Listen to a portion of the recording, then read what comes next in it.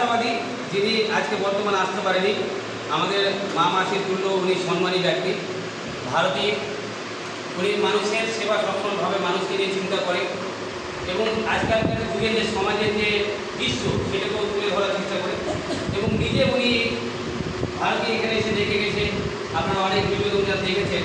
তো আমরা ভারতীকে এবং অদিতিকে দুজনকেই আমরা মালদা জেলার মহিলা একটা ডিপার্টমেন্টের হিসেবে আমরা ওনাদেরকে একটা হেড দায়িত্ব দিব আমাদের সুব্রত মাস্টারমশাই নেতৃত্বে এবং উনি দায়িত্বে রয়েছেন।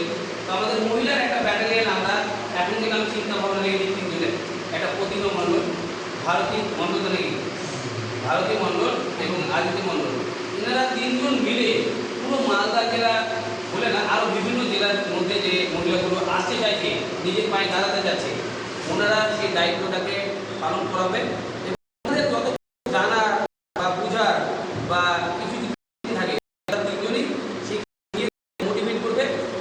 ওনারা যেভাবে বলবে সেটাকে স্যালারিটা দিলে ভালো হবে বা স্যালারিটা করে দিলে ভালো হবে। আমি এই ভিডিও দ্বারাই বার্তা দিতে চাই, আদিতি হোক, প্রতিভা মণ্ডল হোক বা ভারতী মণ্ডল, আপনারা যখনই আমাকে কোনো ম্যানেজমেন্ট বা কার্যকর্তার ব্যাপারে স্যালারিটা করলে ভালো হবে।